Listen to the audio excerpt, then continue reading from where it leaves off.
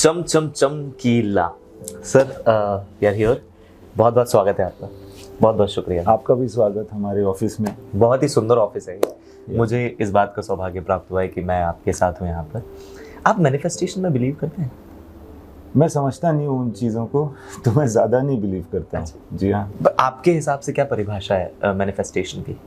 मतलब कि जो आप चाहें वो हो जाए, है ना। जिसकी इच्छा तीव्र हो वो चीज़ एक्चुअली प्रकट हो जाए आपकी ज़िंदगी में।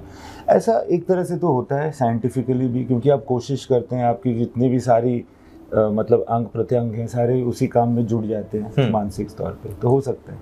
सोचा ना था से शुरुआत हुई थी सर? जी। मैं बहुत सर उम्र में छोटा हूँ, मुझसे कोई गलती हुई तो मैं उसके लिए पहले से क्षमा चाहता हूँ, लेकिन सोचा ना था से शुरुआत हुई थी। जब मैंने अपने रेडियो की शुरुआत की तो मुझे किसी ने बोला सोचा ना था एक बार देखो, है ना, तुम ऐसे अच्छे अच्छे डायरेक्टर जाओ उनकी फिल्में देखो तो तुम्हारी नॉलेज बढ़ेगी। मैंने ठीक है, मैंने सोचा ना था देखी, मुझे बड़ी अच्छी लगी।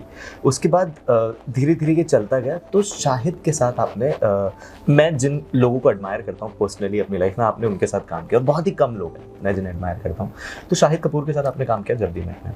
उन्होंने कहा कि आप खुद बहुत स्मार्ट हैं, आप खुद दिखने में बहुत प्रेजेंटेबल हैं और आप कैमरा फेसिंग हैं। आपको कभी नहीं लगा कि आपको आना चाहिए? अच्छा, आप मुझसे पूछ रहे हैं, मुझे लगा शाहिद ने पूछा होगा। नहीं, शाहिद ने आपके लिए कहा है। अच्छा, शाहिद ने मेरे लिए कहा है। देखिए क्या है ना कि मैंने बचपन से मैंने थिएटर में एक्टिंग की है और करीब 8-9 साल 10 साल एक्टिंग करने के बाद मैंने डायरेक्शन करना शुरू किया था। तो डायरेक्शन करने में मुझे ज़्यादा मज़ा आने लगा। उसके बाद जब मैं बॉम्बे आया तो सोचा, जैसे आप जयपुर से आए हैं, मैं जमशेदपुर से आया था, और मैंने सोचा कि दो कश्ती में सवार तो नहीं रह सकते, दो चीज़ों की स्ट्रगल तो नहीं हो सकती, तो एक ही स्ट्रगल करेंगे, कौन सी की जाए। तो डायरेक्शन की करना मैंने मुनासिब समझा, क्योंकि मुझे ज़्यादा मज़ा आता था। फिर मैंने सोचा मैं एक्टिंग फिर नहीं करूँगा, फिर नहीं की मैंने। मैं मोहित जी के साथ अभी इंटरव्यू कर रहा था चमकीला के लिए, तो उन्होंने मुझे बताया था कि मेरा एक है छोटा सा, आप देखोगे। तो आपने छोटा सा भी कभी ट्राई नहीं किया? नहीं, मतलब इच्छा ही नहीं थी मुझे। मतलब हमेशा डायरेक्शन में ज़्यादा मज़ा आता था, लिखना भी होता था, और उसके बाद फिर मैं डायरेक्ट भी कर रहा हूँ। फिर डायरेक्टर के सारे काम जो होते हैं वो डायरेक्टर के ही होते हैं, तो फिर उन सब चीज़ों में फिर एक्टिंग करना मैंने। अच्छा, दूसरी बात क्या है ना कि मुझे लगता है कि एक्टिंग जो है ना, मतलब मुझे दिखना उतना पसंद नहीं है जितना देखना पसंद है। ये एक्चुअल रीज़न है। मैं दिलजीत का पर्सनली मैं उन्हें बहुत एडमायर करता हूँ, मुझे बहुत पसंद है वो इंसान। आपको चमकीला कहाँ मिला? पंजाब के गांव खेड़ों में कहीं पर। एक दफ़ा क्या हुआ, कहानी मेरे पास आ चुकी थी, मैंने सोचा था मैं बनाऊं नहीं बनाऊं, क्या करूं। मैंने अपने भाई को कहा था तुम बनाओ, ऐसे सब चल रहा था। बट एक दफ़ा मैं पंजाब गया, तो जब पंजाब में मैं उस तरह के पंजाब में पहले कभी गया नहीं था, जो कि एकदम ही ग्रामीण है, बैक ऑफ द बियॉन्ड जिसको कहते हैं ना, जहाँ अभी भी बहुत ही गुर्बत है और बहुत पुराने तरीके से लोग रह रहे हैं। वहाँ जब मैं गया ना तो मुझे लगा कि अच्छा ये धरती है जिससे चमकीला आया था। उस धरती से मुझे लगा हुआ, तो मुझे लगा कि नहीं, मैं चमकीला की कहानी को पे एंटर कर सकता हूँ। आपने ऐसा बताया था कि आई थिंक आप कहीं शूट कर रहे थे, वहाँ बाहर लोग कुछ डांस कर रहे थे चमकीला के गानों पे। नहीं, एक्चुअली जब मैं ट्रैवल करता था पंजाब, जब वी मेट के वक्त या बाकी जो दूसरी फिल्में मैंने बनाई उस वक्त, तो वहाँ के जो लोग होते थे, जो लोकल क्रू है, या जब हम कहीं ढाबे पर रुके हैं, या जो ट्रांसपोर्ट वाले हैं, वो पर्सनली हमेशा जिसको सुनते थे वो था चमकीला। तो फिर वो होता है ना, एक इंटरेस्ट होता है कि भाई ये कौन है, ये कैसे गाने होते हैं, ऐसा क्यों कि आप उन्हीं में सबसे ज़्यादा प्लेजर आपको मिलता है, ऐसी क्या खास बात है। तो फिर धीरे धीरे करके हमें चमकीला के बारे में पता चला था। एक सवाल मेरा ये कि जब हम ऑडियंस जब पर्दे पर फिल्में देखते हैं नेटफ्लिक्स पे, बहुत बड़ी हिट हो गई है सर, तो उसके लिए बहुत बहुत बधाई हो आपको। धन्यवाद। तो जब हम बड़े पर्दे पर देखते हैं तो वो हमें पीछे की रिसर्च कभी दिखाई नहीं देती। तो मैं इम्तियाज़ अली से आपसे मैं जानना चाहता हूँ कि कैसे होता है वो पीछे का काम, कैसे होता है कि आपको पता चल गया कि चमकीला है, ठीक है, उन्होंने ऐसा ऐसा किया और आपको वो कहानी पसंद आई, तो वो रिसर्च कहाँ से स्टार्ट होती है? देखिए, पहली बात तो ये कि जब आप पर्दे पर कोई पिक्चर देखते हैं एज ऑडियंस, तो ये ज़रूरी नहीं है कि, और बल्कि आपको रिसर्च नहीं नज़र आनी चाहिए। अच्छा। हाँ, रिसर्च गायब हो जानी चाहिए पिक्चर के अंदर। लेकिन सर वो पर्दे के पीछे देखने का ऐसा मन होता है ना हर इंसान का, कि कितनी मेहनत लगती होगी, कैसे होता होगा। अपने इंटरेस्ट पे डिपेंड करता है, रिसर्च का कोई अंत नहीं होता। जैसे इस फिल्म में जो मेरी पर्सनली जो इंटरेस्ट थी कि क्या हुआ होगा, तो किसको पता होगा, उसको ढूंढो, पंजाब में वो किस गांव में है वहां पहुंचो या उसको बुलाओ, उससे बातें करो। इस तरह से लोगों से बात कर करके मैंने पर्सनली इसकी बहुत सारी चीजें निकाली हैं। और जो लोग कह रहे हैं ना पिक्चर में, जैसे कि टिक्की है या सिव्या पाजी हैं, ये जो कह रहे हैं ना दरअसल किसी और कैरेक्टर को, वो उन्हीं लोगों ने, उसी टिक्की ने, उसी ओजी सिव्या पाजी ने मुझे कहा है। तो वो टुकड़े डायरेक्टली मैंने उस तरह से डायलॉग लिख करके बनाया था। तो और क्या रिसर्च होती है, एक है महिला जस्सी सांघा जी, जस्सी पंजाब से हैं, प्रोड्यूसर हैं, और उन्होंने वो मेरे साथ स्टार्टिंग से पहला शख्स जो पहला कोलीग जो आया था इस पिक्चर के अंदर, वो जस्सी थी। एंड वो अभी नीचे में उन्हीं से बात कर रहा था, बिकॉज जब रिएक्शन आ रहे हैं ना लोगों के, तो फिर हम देख रहे हैं कि लोग हमारी ऑथेंटिसिटी को पसंद कर रहे हैं, उन्हीं से मैं बात कर। तो Jassi was a very very important figure. हर चीज़ का क्या होता है ना कि बहुत सारे लोग कह देते हैं, और कहने से हमें नहीं पता चलता ना कि वो सच है कि नहीं, हम तो नहीं थे वहाँ उस वक्त। तो कम से कम 3-4 सोर्सेज से हम पता करते हैं कि ये बात है।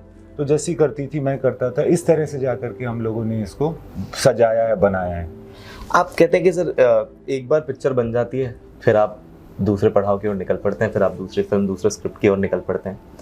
हम चमकीला हिट हो गई है, बहुत बड़ी हिट हो गई है, आपने पहले भी बहुत बड़ी बड़ी हिट्स दी हैं, लेकिन क्या वो चमकीला अभी भी, चमकीला का जो वो है, जो ऑरा है, वो अभी भी आपके? नहीं, वो हमेशा रहेगा, हमेशा। क्या होता है कि आप उससे आगे ज़रूर बढ़ जाते हो, बट क्या होता है जैसे कि यादें जो होती हैं, जैसे सुभाष जी कहते हैं ना कि आखिर में सिर्फ यादें रह जाती हैं, तो वो यादें या वो ब्लेसिंग या वो साथ, वो रह जाता है आपके अंदर। आपकी सोल चेंज हो जाती है हर पिक्चर में ना, एनरिच हो जाती है या जो भी हो जाता है। तो आई थिंक चमकीला की मतलब एक तरह से मेहर है, अब मुझे मौका मिला ये पिक्चर बनाने का, और वो हमेशा वो कहानी, वो तजुर्बा मेरे साथ रहेगा। टिक्की आपको कहाँ पे मिले? टिक्की थोड़ा पहले मिले नहीं, उसके बाद फिर वो मुझे मिले लुधियाने में किसी के थ्रू। एक हमारे हरप्रीत हैं, जस्सी हैं, इन लोगों ने उनको घेरा, फिर वो किसी पार्क में आए, फिर वो मुझसे मिले, फिर उन्होंने बहुत बदतमीजी से मुझसे बात की। फिर इन लोगों ने उनको बोला कि ये कैसे बात कर रहे हो आप, ये तो बहुत बड़े डायरेक्टर है बॉम्बे के। मतलब तो उसने कहा कि बदतमीजी से, हाँ, मतलब इन द वे दैट उनको लगा कि उनको ना पैसे नहीं दिए जा रहे काफी बात करने के लिए, और पिछली रात या उसी वक्त वो थोड़ा सा मतलब हाई थे। तो टिक्की जो है वो बड़ा दिल वाला आदमी है ना, स्ट्रेट बोलने वाले, बेचारे बहुत दुख की बात है, वो गुजर गए। I really owe a lot to Tikki. और जिस तरह से उन्होंने मुझसे सच्चाई से बात की, सच्चाई वाला जो आदमी होता है ना, हमेशा वो पोलाइट नहीं होता। तो उसको लगा कि थोड़े और पैसे देने चाहिए, और कितने पैसे, मतलब बहुत ही कम, बेचारा जो भी है। पार्क में बैठ के हम बात कर रहे हैं, तो उन्होंने कुछ ऐसा कह दिया, इन लोगों ने उसको डांटा, समझाया। मैंने बोला कोई बात नहीं पाजी, कल फिर से मिलते हैं, कल बात करते हैं, आप थोड़ा अच्छे मूड में आना कल। फिर वो कल आए, फिर मैंने उनसे वही सारी बातें की, और फिर उन्होंने कहा, और कहते कहते जो है उसी कहीं पार्क में बैठ करके उनकी आंखों में आंसू आ गया। उन्होंने कहा कि मेरी बद्दुआ से मरा है चमकीला। ये बात उसने मुझसे डायरेक्टली की। उसने कहा कि ये सारी चीज़ें कि कैसे हुआ था, अमरजोत से क्या रिलेशनशिप था, और ब्ला ब्ला ब्ला, बहुत सारी अच्छी चीज़ें उसने मुझे बताई। ऐसे पता चलता है कि उस वक्त का पंजाब क्या था, उस वक्त की धारणाएं क्या थी, लोग किन चीज़ों से डरते थे, किन चीज़ों से उनको प्रसन्नता होती थी। मैं गिप्पी पाजी से मिला था, गिप्पी ग्रेवाल, अभी की बात है, परसों की बात। मैंने उनसे आपके बारे में पूछा। मैंने, देखिए, जिस रीजन की एक फिल्म बना रहे हैं, मुझे लगता है कि जब भी एक बायोपिक बन रही होती है तो डायरेक्टर के ऊपर, राइटर के ऊपर बहुत प्रेशर होता है जी कि कहीं कोई भूल चुक ना हो जाए। जी हाँ, बिल्कुल। कहीं कोई ऐसी बात ना हो जाए जो उनके दिल को ठेस पहुंचे, क्योंकि वो हमसे बेहतर जानते हैं। तो मैंने उनसे बात करी, उन्होंने मुझे कहा कि इम्तियाज पाजी ने जो भी बनाया बिल्कुल सही बनाया, उन्होंने बिल्कुल भी इधर का उधर नहीं किया। हाँ। उन्होंने कुछ भी बटरिंग नहीं करी, शुगर कोट नहीं किया उसे। हाँ। वो जैसा है वो वैसा ही। हमने जितना सुना है, जैसा इम्तियाज पाजी ने बताया, वो बिल्कुल वैसा ही रहा है। गिप्पी पाजी का धन्यवाद, अगर आप देख रहे हैं, बहुत बहुत शुक्रिया आपका। और मैं एक और बात बताऊं, गिप्पी गरेवाल जी ने मुझे फ़ोन किया था, वो मुझे जानते नहीं। अच्छा। मैं उनको जानता नहीं था। उन्होंने मुझे फ़ोन करके कहा कि देखो जी, ऐसा है कि हम तो बचपन से चमकीला गा रहे हैं, हमने तो शुरुआती चमकीला गा के किया है, तो आप ये सोचना कि आपको कभी किसी चीज़ की ज़रूरत पड़े पंजाब में रिसर्च की या किसी चीज़ की, तो आप मुझे ज़रूर कहना। अच्छा। मैं आपको वैसे ही हेल्प कर दूंगा। अच्छा। मतलब उनको कोई चीज़ चाहिए नहीं थी मुझसे, बस वो। सो दैट इज़ ऑल्सो बहुत सारे जो आर्टिस्ट कम्युनिटी आज के दिन के हैं ना, गिप्पी जी हैं, बहुत बड़े स्टार हैं, बट और भी लोग जो हैं उन्होंने हमेशा ये तैयार थे वो कि हेल्प ही कर दें। ऐसा जज्बा चमकीले के लिए उनके दिल में था। I saw him जब शूटिंग स्टार्ट हुई थी, तो दिलजीत ने अपना जब लुक चेंज किया था, I saw him, वो जयपुर में शो करने के लिए आए थे, तो मैं समझ नहीं पा रहा था, मुझे लगा था कुछ तो आ रहा है। I was actually telling this to my friend, मैंने कहा भाई कुछ आ रहा है, वो ऐसे नहीं करेंगे, कुछ तो बात है, ठीक है। फिर बहुत टाइम के बाद वो चमकीला का एक लुक रिलीज हुआ, मैंने अपने दोस्त को मैंने कहा देख ये तब ये का था। हाँ, तो दिलजीत कैसे मान गए थे इजीली? बिल्कुल ही, बल्कि पहले तो हम ही लोग उन्हें अप्रोच कर रहे थे कि कैसे पता नहीं होगा।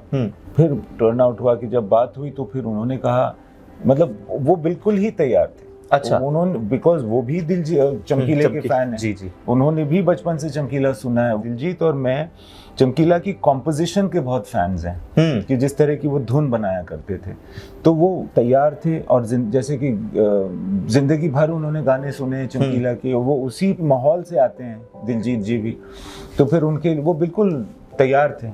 मेरा सवाल ये है कि लोग कहते हैं कि दिलजीत बहुत स्मार्ट एक्टर है, इज इट? स्मार्ट मतलब स्मार्ट मतलब वो दिखाएंगे ऐसे कि उन्हें कुछ आता नहीं है, पर उन्हें आता बहुत कुछ है। वो अंदर से बहुत प्रिपेयर्ड है, लेकिन बाहर से वो बोलते हैं कि मैं कोई प्रेप नहीं करता जी, इज इट?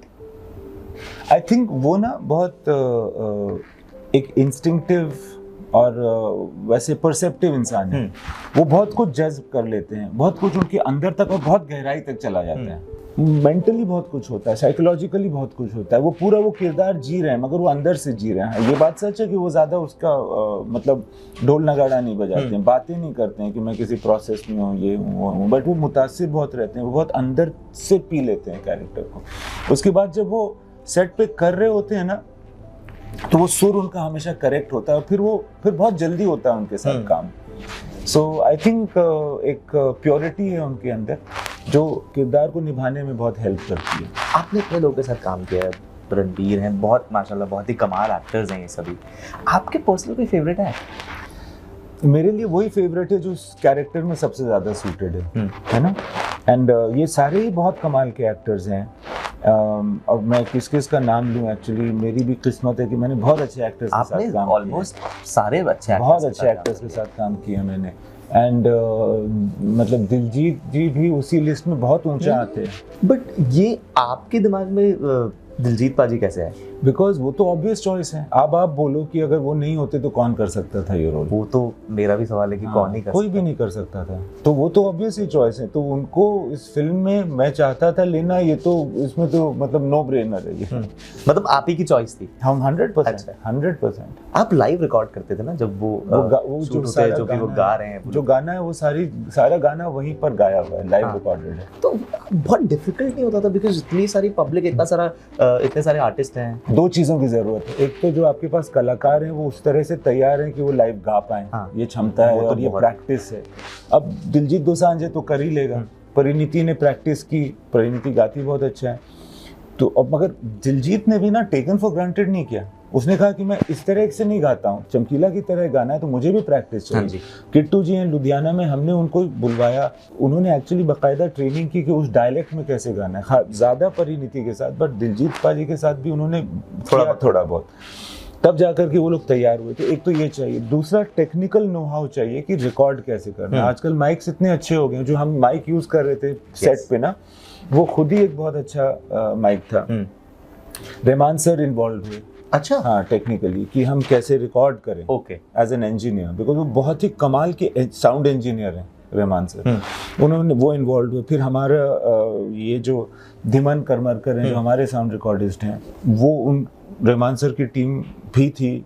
उनके साथ सब मिल करके हम लोगों ने रिकॉर्ड किया। तो एक तो आपको टेक्निकल क्षमता चाहिए और उससे ज़्यादा इम्पॉर्टेंट है कि टैलेंट चाहिए। ये दोनों चीज़ हो तो मैं रेकमेंड करूँगा हर हिंदुस्तानी फिल्म डायरेक्टर को कि वो लाइव रिकॉर्डिंग करें। बिकॉज उसका जो मज़ा है ना, जो हमें विदेशी फिल्मों में देखने को मिलता है, हम लाला लैंड देखते हैं, हम देखते हैं वो गा रहे, कितना नेचुरल लगता है, कितना अच्छा लगता है। और हम भी तो उसी से आ रहे हैं ना। हम भी तो एक मतलब लोक जिस तरह से हमारे नाटक होते हैं उसमें तो गाते ही हैं। सारे कलाकार, तो उसी कल्चर से हम आ रहे हैं, तो हमें इस चीज़ को फिल्म में भी हम ले जाना चाहिए। प्लेबैक तो है ही हमारे पास, प्लेबैक हम करेंगे ही यूज़, ये एक नया साधन मिल जाएगा। आपका कोई पर्सनल फेवरेट है इस पूरे एल्बम में से? वो गाना बड़ा अच्छा लगता था, इश्क मिटाए। इश्क मिटाए इसलिए भी अच्छा लगता था क्योंकि वो एक वो चीज़ पंजाब की मुझे बहुत इम्प्रेसिव और बहुत छू जाती है कि वहाँ पे द मिक्सचर ऑफ ऑपोजिट्स जो होता है ना, कि जिसको कहते हैं एगनी एंड एक्सटेसी, ये दोनों चीज़ें साथ में चल रही हैं पंजाब में, और उसको एड्रेस करता था ये गाना। तो ये गाना मुझे बड़ा अच्छा लगता था जब हम उसको बना रहे थे।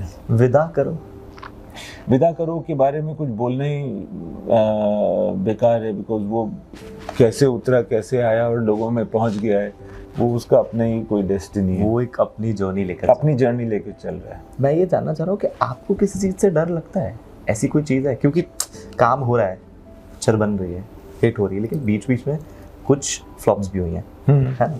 तो आपको जब आप फिल्म बनाते हैं तो आपके मन में किसी चीज़ का डर होता है या कोई प्रेशर होता है आपके मन में? प्रेशर तो नहीं होता है, मैं बहुत लकी हूँ, मुझे लगता है कि मैं सब किस्मत पे चल रहा हूँ। बट लोग जो है ना, जो लोग मुझे मिले हैं फिल्म इंडस्ट्री में, वो बड़े वार्म और बहुत अच्छे मिले हैं। आप लोग कहते हैं कि जो स्टार्स होते हैं वो इंटरफियरिंग होते हैं या आपकी ईगो को हर्ट करते हैं या उनको बहुत ईगो होता है, टेंट्रम्स होता है। एक्टर्स से बेहतर लोग मुझे कम ही मिले हैं इस दुनिया में, ऑनेस्टली स्पीकिंग, और यहाँ के सारे लोगों ने बहुत सपोर्ट किया है। डर देखो, जब पिक्चर नहीं चलती है तो उसका वो तो अच्छा तो नहीं लगता फीलिंग, बट ना इतने आप ना सतही तौर पे जीता भी नहीं है कोई। लोगों को पता होता है यार कुछ चीज़ें गलत पड़ती हैं, कुछ चीज़ें सही पड़ती हैं। तो जिस तरह से कोई भी आदमी है इस दुनिया में, वो जिस तरह से हाइज और लोज को लेता है वैसे ही मैं भी लेता हूँ, कोई नई या अलग से बात नहीं है। बहुत ज़्यादा आदमी को उसका नशा भी नहीं होना चाहिए सक्सेस का, अगर नहीं होगा तो फिर जब फेलियर होगी तो उसका बहुत ज़्यादा दुख भी नहीं होगा। आपको अपना काम करना है, हम क्या हैं, हम मजदूर हैं, हमें अपना काम करना है। अच्छा हो जाएगा तो फिर हमें थोड़ा और साधन मिलेंगे, खराब हो जाएगा तो कम साधन मिलेंगे, मगर काम तो करने हैं। चमकीला ने कहा भी कि जिंदगी सोचने के लिए नहीं बनी है, जिंदगी सोची नहीं जाती, बस जिंदगी बिल्कुल होती है। और जो ये चीज़ मैंने भी सीखी है चमकीला से कि करते जाओ, करो, काम करो। मुझे फिल्म देखने के बाद पता नहीं क्यों ऐसा लगा, मे बी मैं कैरेक्टर से बहुत ज़्यादा प्यार कर बैठा या फिर किरदार से बहुत ज़्यादा प्यार कर बैठा, लेकिन मुझे ऐसा लगा कि थोड़ा सा कुछ रह गया। आपने बहुत कुछ रह गया आई थिंक, क्योंकि किसी की ज़िंदगी और ख़ास करके चमकीला की ज़िंदगी में इतनी सारी चीज़ें हुई हैं ना, इतनी सारी चीज़ें हुई हैं, बहुत सारी चीज़ें। तो मुझे मतलब अपने दिल काट करके, मुझे तो ऐसा लगा कि आप नेटफ्लिक्स पे लेके आओगे, कोई टाइम लिमिट होगी नहीं, दिखाओगे आप नहीं। मगर क्या होता है ना कि इंसान की इंटरेस्ट की एक टाइम लिमिट होती है कि एक पर्टिकुलर, हम सारे जो हिंदुस्तानी लोग हैं उनको, चाहे मैं डायरेक्टर हूँ बट एज एन ऑडियंस मुझे भी लगता है कि यार इतना होना चाहिए, इससे ज़्यादा होगा तो भारी हो जाएगी। तो मैं नहीं चाहता था कि उसको बहुत ज़्यादा ड्यूरेशन करूँ, तो कुछ चीज़ों को छोड़ना भी पड़ा। ऐसा भी बताया जाता है कि चमकीला की जब डेथ हुई थी तो किसी ने FIR दर्ज नहीं करी थी, इज दैट ट्रू? FIR दर्ज की हुई थी, कहीं पर हुई थी, बट वो बाद में हुई थी, और जो इनके जो अपने लोग थे उन्होंने नहीं किया था, वो उसके पीछे भी कोई और रास्ता। FIR है, और FIR फिर I think it exists, I have seen it. काफ़ी दिनों के बाद थी, और वो आज भी जस्सी ने कहा कि FIR थी, उनके पास है, मैंने देखी है। केस को छोड़ दिया गया था, फिर वो बंद कर दिया गया था, ये सारा कुछ था। देखिए, 2 टाइप के इंसान होते हैं इस दुनिया में। एक तो जो इंसान कर रहा है उसे सपोर्ट करते हैं, एक होते हैं उसके अगेंस्ट होते हैं। आपके हिसाब से जो चमकीला ने किया, क्या वो सही था? देखिए क्या है ना कि मैं भी उसी दुनिया का हिस्सा हूँ जिसका हिस्सा चमकीला था। चमकीला गलत था या सही था, ये इस पे निर्भर करता है कि समाज सही है या गलत है। जो उसके अंदर की गलतियाँ थी और जो उसके अंदर का बड़प्पन था, वो दोनों समाज का दिया हुआ था।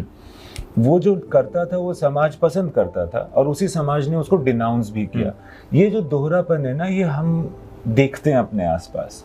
कुछ लोग हैं जो आपको क्रिटिसाइज करते हैं, मगर वो फिर आपके काम से मुतासिर भी होते हैं, है ना। हम खुद करते हैं कि बहुत सारी चीज़ों को हम एडमिट नहीं करते, मगर हम कर रहे होते हैं, या हम अच्छा बनने के लिए बाहर एक दूसरा स्टैंड रखते हैं, बट अंदर कोई और स्टैंड रखते हैं। तो दुनिया हमेशा ऐसे, मतलब ऐसा एक दोहरापन रहता है। तो आई थिंक वो सही था हर तौर पे, नहीं सही नहीं था हर तौर पे, वो एक इंसान था, और जिस तरह से मैं इंसान हूँ, आप इंसान हैं, हम गलतियाँ करते हैं, तो उसकी गलतियों का असर बड़ा पड़ता था बिकॉज वो स्टार था। मगर सबसे बड़ा असर जो उसको हुआ वो ये हुआ कि उसकी जानी चली गई, उसकी और उसकी पत्नी की जानी चली गई। तो आई थिंक अगर वो गलत था, मगर उसके साथ जो हुआ वो ज़्यादा गलत था ना। मुझे भी ऐसा ही लगता है, क्योंकि देखिए एक आर्टिस्ट का काम है, जो जनता, जो ऑडियंस, जो दुनिया सुनना चाहती है, उन्होंने कोशिश की कि वो छोड़ दें, उन्होंने कोशिश की। ऐसा नहीं है कि उन्होंने, देखिए इंसान कोशिश कर सकता है, और ये सारी चीजें ना सच में ऑथेंटिकली हुई थी। हाँ जी। तो मुझे लगता है कि वो कोशिश भी की, वो बहुत बड़ी बात है। ऐसा तो नहीं कि वो रिबेल थे। देखिए एक तो होता है इंसान की रिबेल है कि मैं तो नहीं करूंगा जी, आपको जो करना है, और ऐसा नहीं है कि उनके दिल में इज्जत नहीं थी, बिल्कुल नहीं था। मगर वो सबसे ज्यादा कृतज्ञ और सबसे ज्यादा उनका जो कमिटमेंट था वो ऑडियंस के साथ था। उन्होंने 366 अखाड़े किए थे, 365 उससे भी ज्यादा ही किए थे। क्या कमाल की फैन फॉलोइंग थी। हर दिन 1 या 2 उनका होता ही था। और इसमें बारिश होती थी, और इसमें जो गर्मी का मौसम होता था, बहुत सारे ऐसे मौसम होते थे जहाँ पे वो आप बाहर ही नहीं जा सकते हो, उन दिनों में नहीं होता था। फिर किसी वक्त 2-3 भी अखाड़े हो जाते थे एक दिन के अंदर, और ये एक जगह नहीं होते थे, ये ट्रैवल भी करते थे कहीं से कहीं। ड्यूरिंग द शूट कहीं आपको ऐसा लगा कि जब भी हम, जैसे मैंने पर्सनली देखा है कि अगर मैं किसी चीज़ से बहुत ज़्यादा जुड़ा हूँ और मैं उसके बारे में सोच रहा हूँ, जैसे आपके साथ ही है, मुझे कल पता चला कि मुझे आपसे मिलना है, तो मैंने तब से रिसर्च स्टार्ट करी। मैं ऑलरेडी 3-4 बार देख चुका हूँ चमकीला, मैंने लोगों को दिखा दी है, ठीक है, तो मुझे वो पिक्चर तो याद ही है, ठीक है, लेकिन आपका ग्राफ देखना, वो सारी चीज़ें करना, और फिर जब रात में आप अपना एक सेट लेके सोते हो आप, ठीक है, और उसके बाद आप जब सुबह उठते हो तो आपको लगता है यार ये ऐसे नहीं, ऐसे होना चाहिए था। क्या आपके साथ फिल्म में कभी ऐसा हुआ कि आपने पूरा सोचा है उस पर्टिकुलर शॉट को कि इसे इस तरह से शूट किया जाएगा, और सुबह उठ के आपको लगा कि नहीं है? नो, 100% हर वक्त ऐसे ही होता है। मतलब हाँ, जब भी जो भी आपका प्लान होता है, अब तो मैं इस चीज़ को समझ ही गया हूँ कि जो भी प्लान है वो प्लान है। जब आप जाओगे तो चीज़ों को आप खुद ही चेंज करोगे, क्योंकि वहाँ की जो परिस्थिति होगी, जो वहाँ की एनर्जी होगी, उसके हिसाब से आप चेंज होगे। इसमें कोई ये अच्छी बात है। आई थिंक इट्स अच्छी बात है। मुझे मेरे दोस्त बहुत गाली देते हैं इस चीज़ की। तो अगर वो तैयारी नहीं करेंगे ना, तो अभी इम्प्रोवाइज भी नहीं कर पाएंगे। चमकीला की सक्सेस आपको कैसी लग रही है? ओवरवेलमिंग है, और 2-3 चीज़ें हैं जिसकी मुझे बहुत खुशी है। मैं जिस तरह का हूँ, मुझे ऐसे एग्जैक्ट फील नहीं होता है, मगर मुझे दूसरों की खुशी नज़र आ रही है। कुछ ऐसे लोग थे जिनको मौका नहीं मिला था मेरी तरफ मोहब्बत का इजहार करने का, वो अब कर पा रहे हैं, तो मुझे उनके लिए बहुत खुशी है, जो चाहते थे कि मेरी पिक्चर चले या अच्छी हो। ये पर्सनल बात है, बट उससे ज़्यादा मुझे इस बात की खुशी है कि जो पंजाब के लोग हैं, जिन्होंने वो दौर देखा है, और ऐसे बहुत सारे लोगों को मैं जानता हूँ या नहीं भी जानता हूँ, वो आपस में बातें कर रहे हैं, तो उन्हें फिल्म अच्छी लग रही है, उन्हें फिल्म ऑथेंटिक लग रही है, उन्हें लग रहा है कि ये दरअसल वहाँ की कहानी है। ऐसा नहीं है कि हमने उसको एक आउटसाइडर की दृष्टि से बनाया है, बट एज एन, तो वो जो उनका जो कमेंट आता है ना, वो अगर कहते हैं कि नहीं ठीक है ऐसे ही था, तो मुझे बहुत अच्छा लगता है, बहुत खुशी होती है। Above the pitch level Punjabi लोग गाते हैं, है ना? बहुत हाई गाते हैं। हाँ जी, क्योंकि मैं दरअसल एक so we follow the spiritual path, जहाँ पर जो बेसिकली पंजाबी से कनेक्टेड है, ठीक है, और वहाँ हम लोग जाते थे। मैं बहुत छोटा था, तो मैं 7th-8th क्लास में हुआ, तो एक दीदी थी, उन्होंने कहा कि इसकी आवाज़ बहुत अच्छी है, ऐसे भेजो। तो मैं वहाँ पे पार्टी बन कर रहा 3 साल के लिए। तो मैं जब वहाँ गाता था, तो मैं उनसे सिर्फ यही सवाल पूछती थी कि मेरे पास 2 आवाज़ है, आपको कैसी चाहिए? एक तो ये जो नॉर्मल है, एक ऐसे, तब मैं ऐसे बात करती, हेलो सर कैसे हैं? तो मैंने कहा आपको कैसी चाहिए? उन्होंने कहा हमें वो वाली चाहिए। तो जब वो मैं प्रैक्टिस और रियाज करता रहा, तो मुझे समझ आया कि वो उन्हें हाई पिच बहुत, और वो बहुत रियल आवाज़ में गाते हैं। मुझे नहीं लगता कि वो किसी भी तरह का कोई ऑटो ट्यून का इस्तेमाल करते हैं। उनकी आवाज़ वैसे ही वो बख्शे गए हैं, मुझे लगता है, उस आवाज़ के साथ। हाँ, उनके, और वो उसी तरह से प्रैक्टिस करते हैं, वो उसी तरह से बचपन से सुनते हैं, जैसे मंगने आ रहे हैं। हाँ जी, वो जिस सुर में गाते हैं वो स्टार्ट ही वहाँ से करते हैं, उस स्केल में करते हैं। हाँ जी। तो उसी तरह से पंजाब में भी, क्योंकि खुला एक ये, और लोग कहते हैं, मजाक भी है कि वो जितने होते तो सारे फार्मर हैं। हाँ जी। तो जब वो फार्मिंग करते हैं तभी तो गाते हैं। हाँ जी। तो खास करके अगर ट्रैक्टर चला के गा रहे हैं, तो फिर ट्रैक्टर के पिच से ऊंचा गाना पड़ता है, वरना अपनी ही आवाज नहीं सुनाई देगी। ट्रू। एक ऐसी चीज जो आपने चमकीला से सीखी? एक तो ये कि ऑडियंस को अपने दिल के करीब रखो, और दूसरी ये कि दुनिया समझदारी से नहीं चलती। आगे आने वाला क्या है? कुछ कहानियां हैं जिस पे मैं काम कर रहा हूँ।